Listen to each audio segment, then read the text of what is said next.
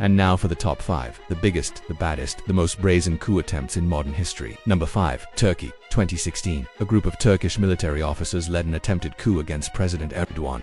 They shut down the internet, they deployed tanks in the streets of Istanbul and they even bombed the parliament building.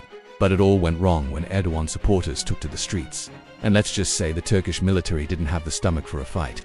The coup failed and over 500 people were killed. No, for Myanmar. In 2021, the military in Myanmar overthrew the government of Aung San Suu Kyi, who you might remember was once called the... They detained her and many of her supporters, and then they tried to take over the country. But this one also failed because the people of Myanmar just did and won the military to be in power. They took to the streets in mass protests.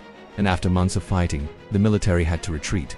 It's a major embarrassment for them and for the generals. It's one of the biggest failures in military history. No. 3, Venezuela. In 2002, a group of Venezuelan military officers tried to overthrow the government.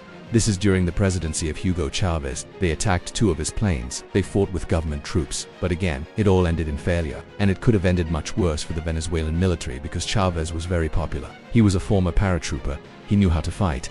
And he wanted to punish the coup leaders, but in the end, he decided not to. He pardoned them and he went on to win re-election in 2006 and 2012. No. 2, Russia's Wagner incident. Okay, so this one isn't exactly a coup, it's more like a mutiny. But it makes the list because of the sheer audacity of the plan. So in June, a group of Russian mercenaries seized a plane and landed it at an airport near Moscow. Now this is significant because in Russia, only the president is allowed to land planes at this airport. And the mercenaries weren't flying any ordinary plane, they were flying one of Putin's private jets. Now this guy, he's the leader of the Wagner mercenary group. He apparently flew to Belarus and then back to Russia to meet with Putin. But then something happened that we don't know about. Maybe they had a falling out. Maybe Putin didn't give him enough money. Maybe he wasn't getting paid at all. We don't really know. But what we do know is that this guy seized an airplane and landed it at an elite Russian airport just to send a message. And it worked. The Kremlin quickly issued a statement saying that the plane landing was a, quote, serious incident. And that's why no one, obviously it's the Cuban Missile Crisis.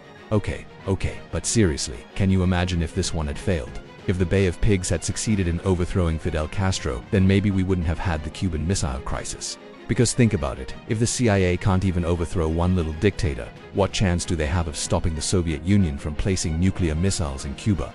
And yes, the Bay of Pigs was a failure. Yes, Fidel Castro stayed in power for another 29 years. And yes, we dodged a bullet. I'm the host, this has been the Top 5. See you next time.